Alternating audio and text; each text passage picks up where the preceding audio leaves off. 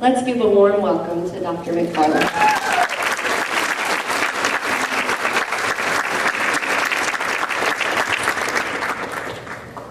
Thank you, Courtney. And I think I speak for everyone in this group. Thank you so much to those of you who set up this event and provided the food. It's fantastic. So thank you so much.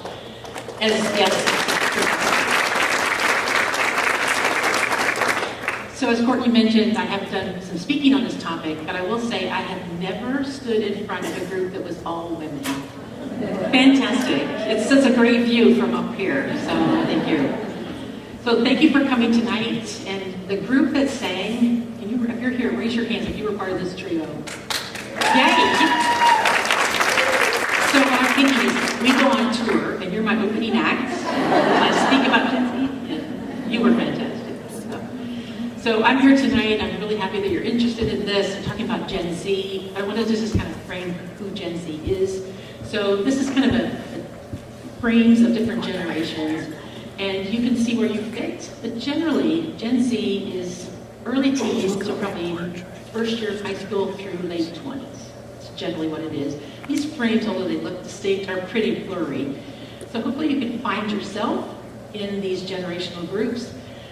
I would like to find out who's here in the audience. So if you're willing to admit which group you're in, I'd love to see your hands.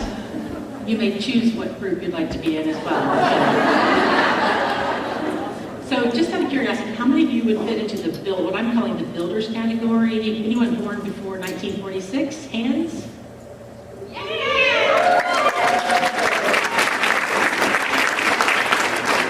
That's fantastic. All right, baby boomers? Lots of hands there. Gen X? Thank you so much. How about millennials?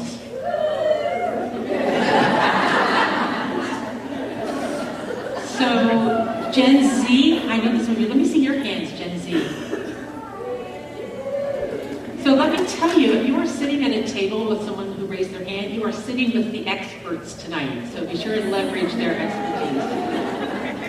So the last group, we are starting to refer to them as the alpha group. This would be anyone through kindergarten up through like 7th or 8th grade, before middle school. Let the hands of those who are part of alpha.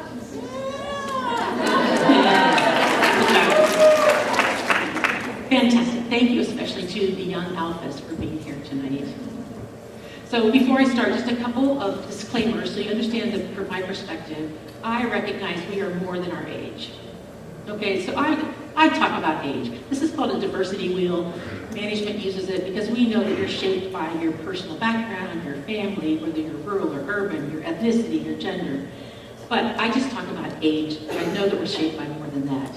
Let's face it, age is the most fun to talk about, right? This little child says, "Why do you say hang up your phone?" And then this mother measuring the height of her grandson.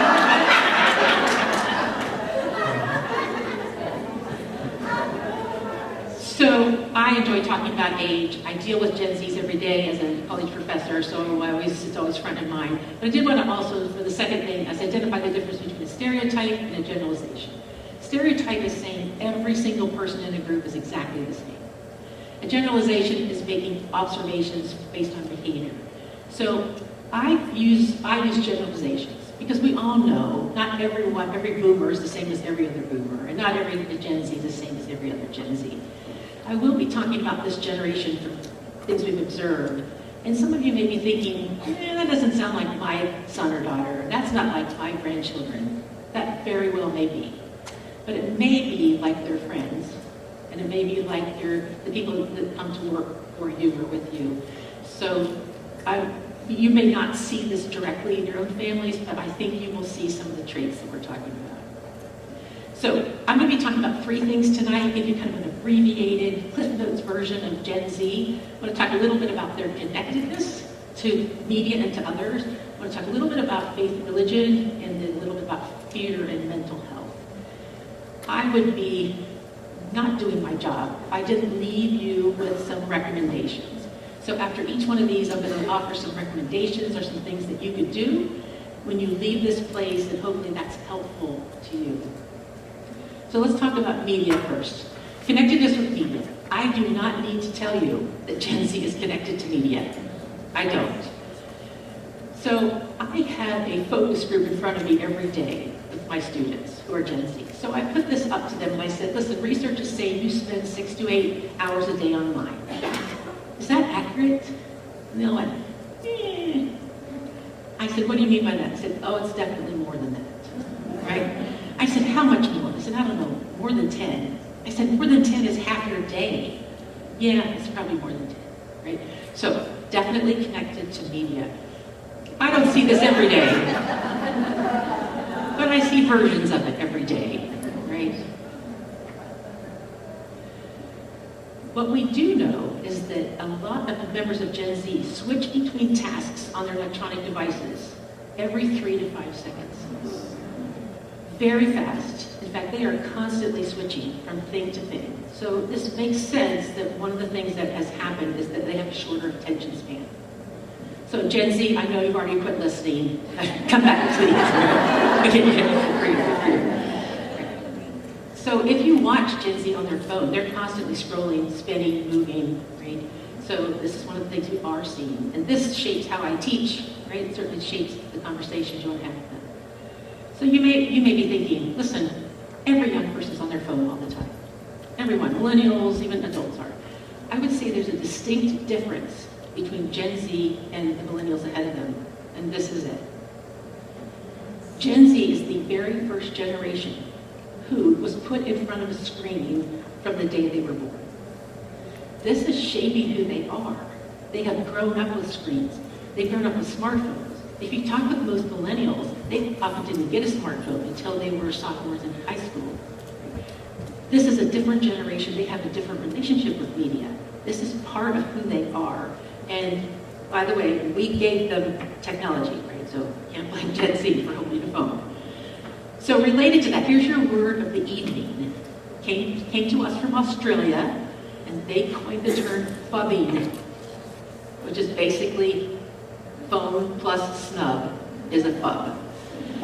So what this means is something I see every day in the hall, meaning being on your phone while you're ignoring other people. So you're snubbing people by being on the phone. This I see in the hallways, outside of classes. I'm constantly going up to 2 people who are sitting beside each other on the phone, and I'll say, do you know each other? No. Would you like to get to know each other? And I try to start a conversation.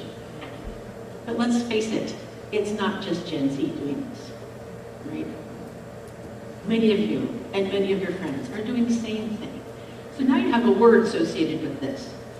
When you are on your phone to the exclusion of the people around you, now you've got a term. You are engaged in phubbing, right? If you need to tie a term to it. So here's what we know about Gen Z and websites. I hear from a lot of businesses, we've redesigned our website to attract Gen Z. We try to make it important to them. They spend very little time generally on websites. I'm sorry that you did all that work for nothing, but they don't do a lot of reading on websites, right? They're online, but they're skimming. They're not really reading.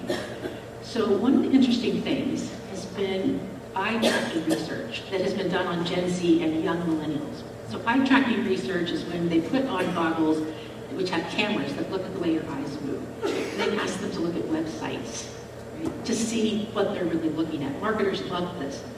And here's what we're seeing. We're seeing eye tracking scanning that looks like in the shape of an F. They get to a website, they scan the top, drop down, scan a little, drop, go. And it looks like an F. You know what this says about your website? If you want to catch Gen Z, it must be at the top. They're scan the top, scan a little, then they're gone. So this also shapes the printed word. We try to make sure if you're creating a flyer that you're giving to Gen Z, don't put anything important in the bottom right-hand corner. Unless you want to put, bring this in and win $1,000. Right? That would hit the glitter. So I find this very interesting. It's important as we look at just kind of the effect of media on the way we analyze things. Gen Z as a generation has quit looking at magazines, newspapers, books, only if they have to, right? And what we call linear television. Linear television is what I grew up on. It's like you turn on the TV and whatever's on is what you watch. Right? So they're more of a streaming generation. generation. So their primary source for every single bit of information is social media, all of it. Politics, the weather, global warming, things about vaccines, everything is coming from social media. That is their source. Right? But the good news is, for those of you who are worried about social media's influence is greater when other influences are absent. You don't need to be worried about Gen Z being on social media if you're also giving them other influences, right? So if it's their only influence, you do need to be worried, right? But this is their source for everything. And in case you're wondering what is their preferred source of social media, here you go.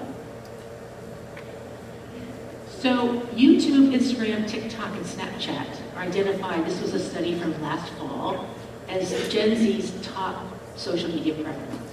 So again, I went to my focus groups, my classes, and I said, what do you think about this? And they said, again, what does that mean? And they said, TikTok should be higher. What is not on there is Facebook. All the work you have done to create a Facebook page to engage this generation needs to be shifted, right? And why aren't they on Facebook? Because you are, right? That's the reason. When parents would have gone to Facebook, the other generations moved off. So, did you get the hint there? If you don't want them on TikTok, move in, and they will move out. But in case you were wondering, what should you be doing with this? This is a quote from a Gen Z in an article that said, I will do anything to avoid meeting my parents' generation online. They really don't want to see you there. They don't want you to do what they're doing. And another person wrote in the same article, this was about faith in church. A student said, if I saw my pastor dancing on TikTok tomorrow, I would be concerned and embarrassed. And then this person made what I think is probably the most important statement in that whole article. He said, we don't need you to be like us, we just need you to like us. Right? It's so important. You don't have to mimic what they're doing. You need to know what they're doing to know how to navigate through that, right? But you don't have to mimic it. And most of the time I try to tell businesses who are advertising on social media to stop.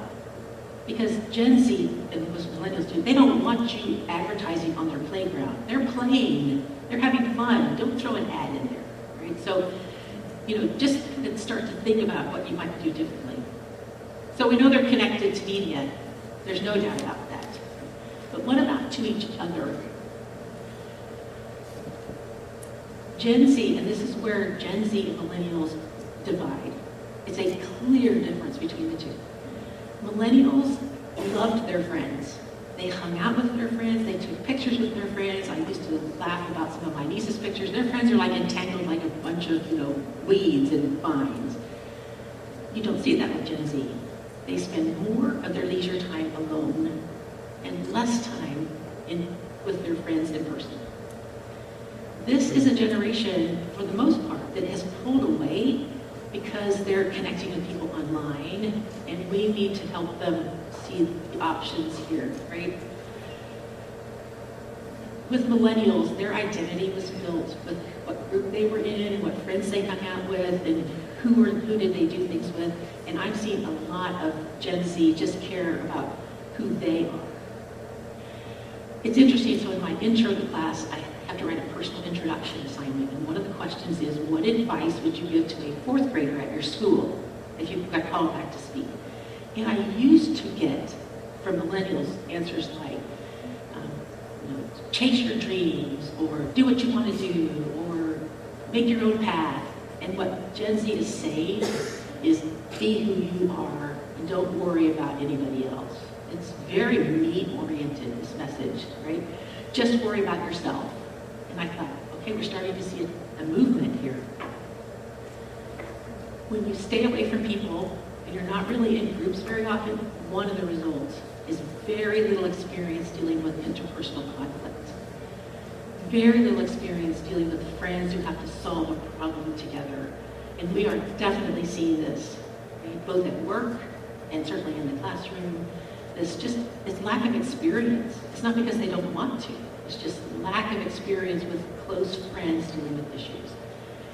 If I were a social scientist, I would be studying the effect of this kind of thing on future marriages. But that's not my area of study, so that's what it doesn't matter. And yet, here is the interesting thing. Gen Z tends to pull back, they communicate electronically, and yet they want face-to-face communication. So they are asking bosses and parents and teachers, please talk with us face-to-face. I could have put up 20 graphics on this, but here's one that said 51% prefers face-to-face, 43% say communicate to me face-to-face. This one about work, which was from last summer, 72% of people in this survey said, if you're my boss, please talk with me face-to-face. So you already know where some of the recommendations are going to go. But just because they are online does not mean they don't want you to talk with them face-to-face. And I can only speak with the two Gen Zs I've already met tonight. They're really wonderful people to talk to. So yeah, it's worth the effort. So a couple things to do here related to the connectivity, which is the first of the 3 points. What can you do? This may be hard for some of you and easy for others.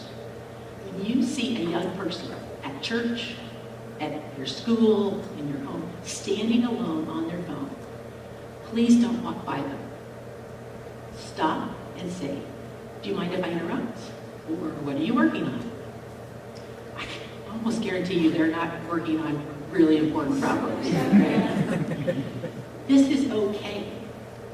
You cannot assume that just because their phone is up, that they don't want to talk with you. It's okay to interrupt them, right? It's like you reading a book and somebody coming up and say, hey, do you have a minute? You would stop reading the book.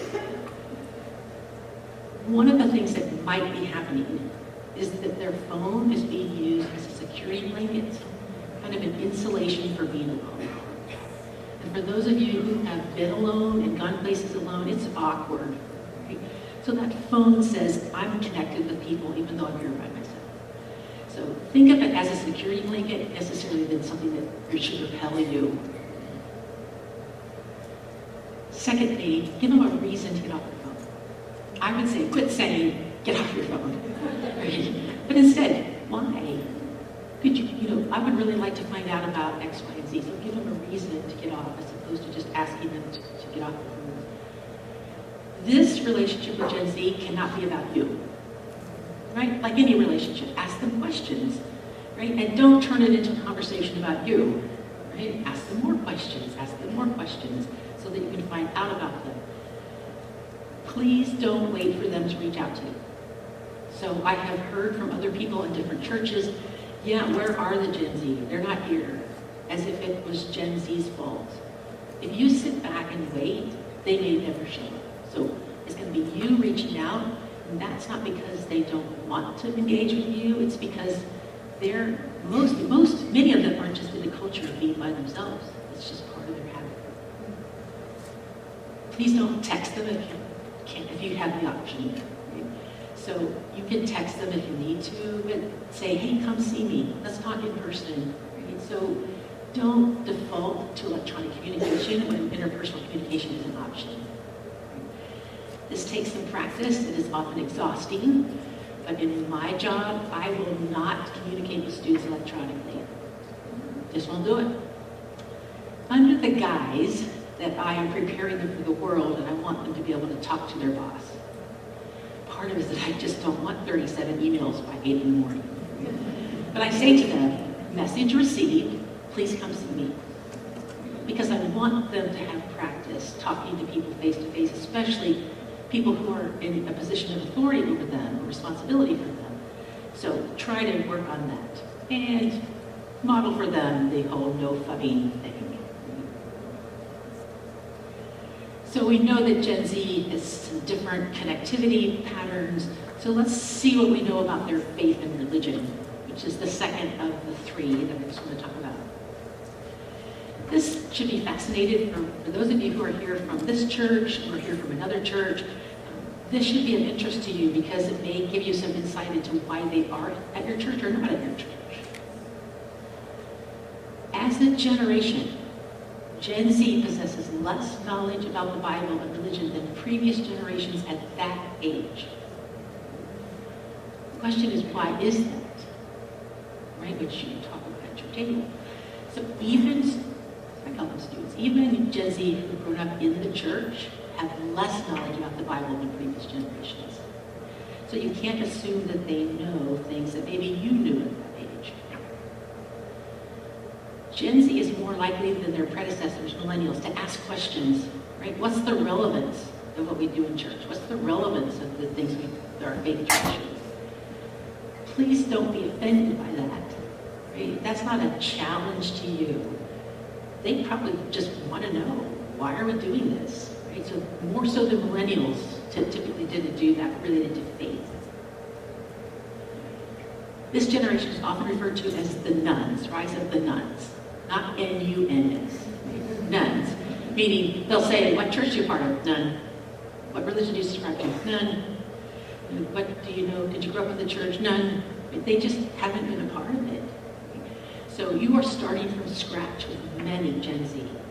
So again, this may not be your children, may not be your grandchildren, but I bet it's their friends, right? And the people they're working with. You just have very little knowledge. Very little knowledge. And as you have probably seen, they are less likely to attend religious services. Even students that I have that have grown up with the church connection, I mean, church attendance goes down at the college level anyway, and it's really down with this group compared to other generations. So there was an interesting, it's a couple people who have interviewed Gen Z who are part of the church. They said, what do you want to tell us? So here's one of the, I'll give you 3 quotes from some Gen Zs. So a Gen Z who's part of the church said, traditionally, questioning anything from the church is stigmatized as questioning authority, so we often resort to outside sources like news outlets, social media, and friends for answers. Gen Z, when it wants answers about faith, has 2 choices.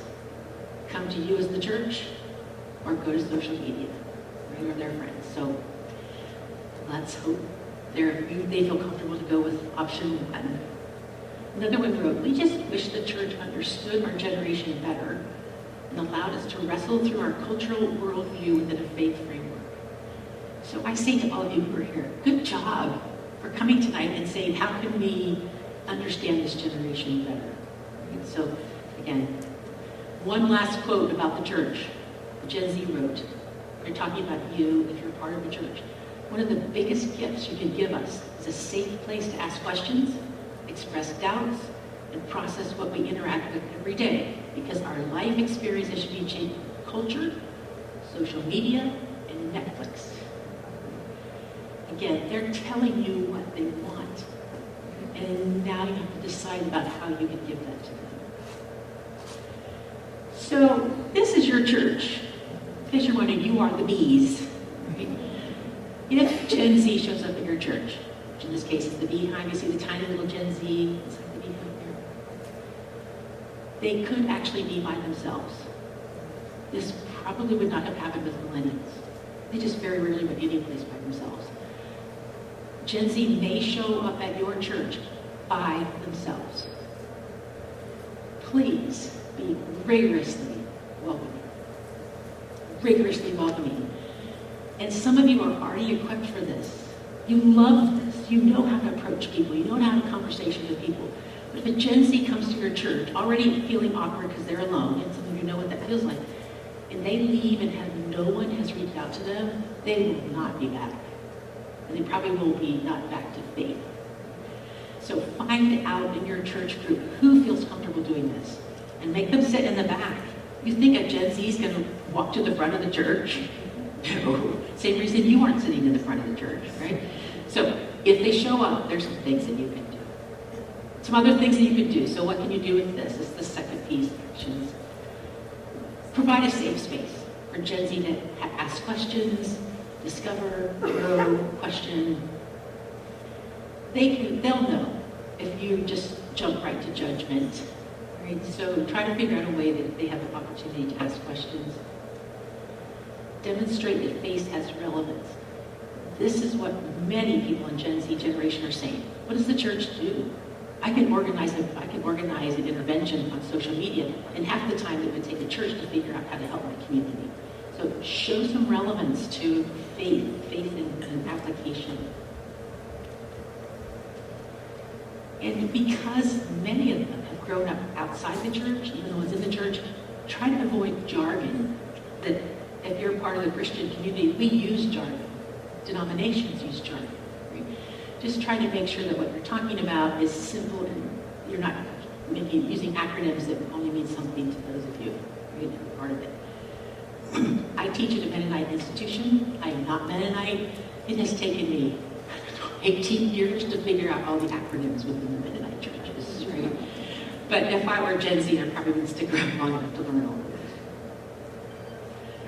I would also encourage you to be intellectually vibrant. Know what's happening in the world as it relates to faith. Know what's happening in different church denominations. Right? Be able to speak intelligently about what's faith and culture. In other words, be able to talk about something that isn't just from your own home, in your own family. And finally, under faith, demonstrate integrity and steadfast conviction combined with an openness for conversation. Gen Z goes to social media and no one is suggesting they do things. They're telling them statements of facts. Do this, do this, do this. You don't need to be ambiguous about what you believe, right? Steadfast conviction. That's okay with Gen Z, but also an openness for conversation.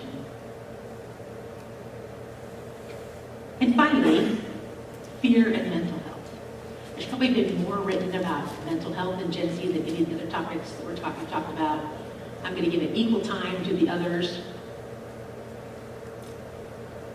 If what you're reading is this, that Gen Z as a generation is showing an increase in loneliness, depression, anxiety, self-injury, suicide attempts, and suicide ideations. That should cause just a moment of pain inside your heart.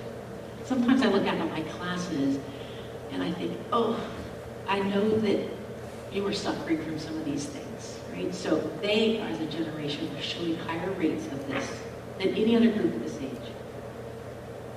And then one author wrote, Gen Z look happy online, but are on the verge of the most severe mental health crisis for young people in a decade. You don't have to be a licensed counselor to meet the needs of Gen Z, right? What they need is someone to talk to, and someone who cares about them, and someone who's going to listen to them. So those of you who raised your hand as part of the founders group, you are perfectly equipped to do this. They look happy online, so please don't believe that. When you go and see them online, they all look happy.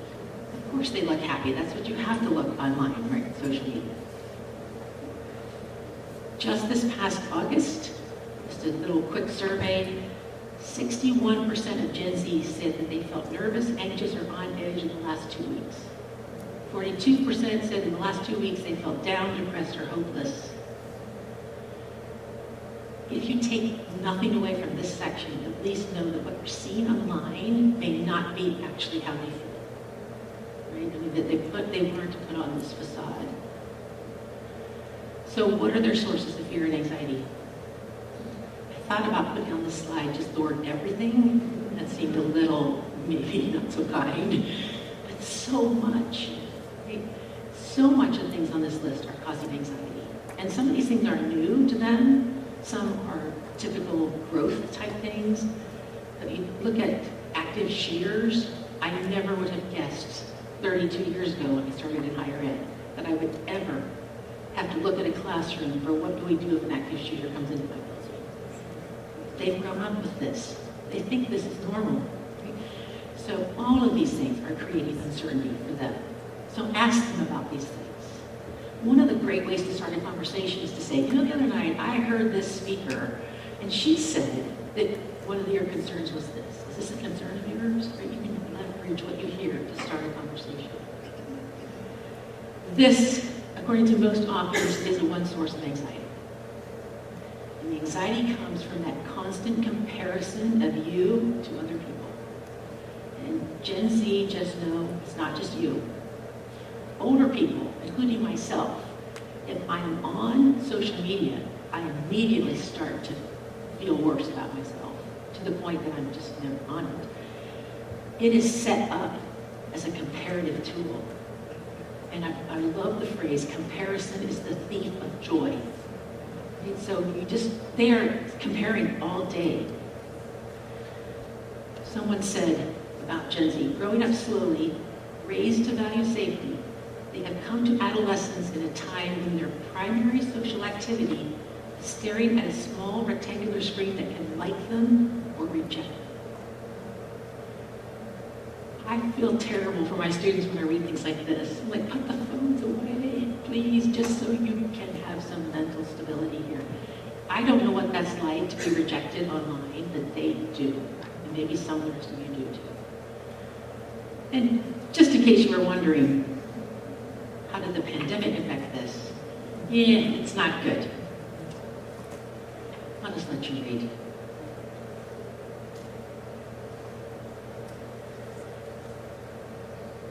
This has now often been termed the COVID generation because this generation lost nearly 2 years of school, 2 years of social interaction, 2 years of being taught content, 2 years of structure.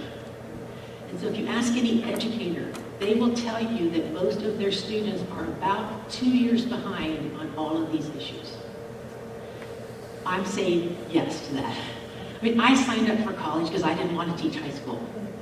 And now I have 18-year-olds who are acting like 16-year-olds, and I'm like, no, I didn't sign up for this. Right? This was not their choice. They didn't have a choice in this, but they suffered in a peak developmental period, and COVID inserted itself. So if you think, why are you seem less mature than people who are older than you, this could be part of it. So a Gen Z wrote about social media. Every day on social media, it's like you have to wake up and put on a mask and try to be someone else instead of being yourself, and you can't ever be happy. It's the comparison piece. You're constantly trying to be someone else. So I try to tell my students about the days when Christmas cards were the comparison. Because I say to them, when I was your age, the only time we compared our family to someone else's family is when we got the Christmas card photos. Once a year. Once a year. They compare themselves to other people 10 to 12 hours a day. So this is what I tell students. In 1974, this was our Christmas card, right?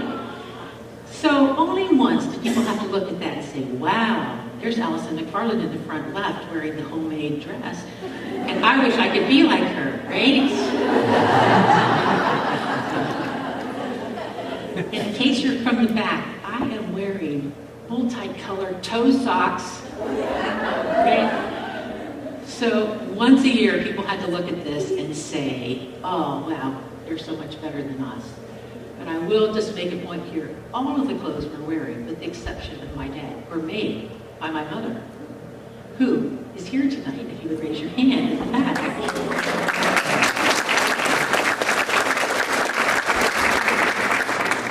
And by the way, both she and I are rocking a shag haircut.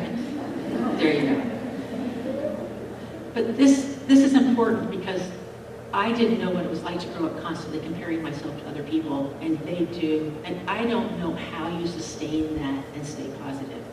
But it's a completely different world. I do want to introduce you, in case you're not familiar with this, with one solution to this loneliness, isolation piece, and that is an AI companion. If you're not familiar with this, this is called artificial intelligence. It's a companion. There are websites and apps which you can subscribe to. This happens to be the most popular one. It's called Replica, and it's an appropriate term because an AI companion, as you can see, always here to listen and talk, always on your side. You pay and you develop, it's kind of a chat bot, and it reinforces you. You have conversations with it during the day, and it tells you how things are going, and it tells you you're great, and it tells you you're going to get through it. It's not just Gen Z. In fact, I talked with my focus group about this. About half of them had used AI companions, but they all saw the potential drawback. And the drawbacks were the concept of, do we really want friends who only support us and don't challenge us? And this is sort of the things they were saying. An article said, AI friends are non-judgmental, always there, kind, agreeable, and addictive. They tell users what they want to hear. Another one wrote, AI companions ingratiate themselves with their human users by mirroring the user and not pushing back. So it was interesting to talk with my students about this, and they recognize that the best friends are the ones who are on your side, but do push back and say, are you sure? Maybe you should think about this. And maybe you're angry, not at this, but maybe you're angry at this, right? So I was so encouraged to see their ability to see the drawback of this. It's interesting that AI companions are moving, their next target is retirement homes, right? So it's not just Gen Z here. So lest you think that it's just about people, just so you know, we now have AI companions for your pet. This AI companion, which looks like this, can read your dog's face and decide if he's happy or sad. It can shoot him little treats. It can play him music. It can show him pictures of you. It can play soothing music, right? It's an AI companion for your pet. So because I've gone to my students for focus groups, I went to my dogs and went, what do you think? And the dogs were like, we'd kind of rather have a human, right? So we are moving with AI just a tiny bit faster than I'd kind of like to see us. So what can you do about this? This is the third section here. You, I believe, can make a big difference in this category here. Many Gen Z, despite what you see online, are lonely, fearful, anxious, stressed, and struggling. Give them hope. At that age, you don't always know that life doesn't stay there, right? You go through cycles, and it's going to get better, and things are going to change. So you're going to need to remind them of that, and especially this generation needs to be reminded. Many Gen Z don't have any strategies for working through difficulty. So sharing strategies for how to work through anxiety, or how to work through adversity, is more important than just saying you can get through it. But saying, what's your strategy for dealing with this anxiety? Or what's your strategy for dealing with this when things don't go well? Helping them develop those strategies. We have kind of dropped the ball, I think, with Gen Z and giving them strategies for success, working through adversity. Model for them resilience, what it means to get knocked down and get back up. Model for them responsibility, that you show up for work even when you don't want to go to work. And accountability, when things go wrong, that you say, I take responsibility for that. Many, maybe not your Gen Z, but the Gen Z I see in my classes, have never seen this. Right? They need to see this from you, and they need to kind of know what you're doing when we talk about this. And please connect with them. And don't wait for that. Show an interest. Send them a note. Go visit, go watch one of their games. Go to a piano recital. Ask them about what they do. Have them teach you a skill. And you are going to have to reach out. You cannot take a, if we build it, they will come mentality. Right? You're going to have to go out and recruit your team and bring them in. So finally, just as a review, Gen Z needs you to know, generally, we're talking about this generation. They're online most of the day, but they know that it's not good for them. They are less religious. Many are lonely, fearful, anxious, stressed, and struggling. Many need to talk with you face to face, right? And they are searching for truth and peace. Desperately want that. So in a nutshell, every one of you is needed here for Gen Z. Gen Z needs you. And I have no doubt that in this really wonderful sea of female faces, many of you are already ready to do this. So thank you so much for coming and learning more about this generation. I really appreciate it. You've been fantastic.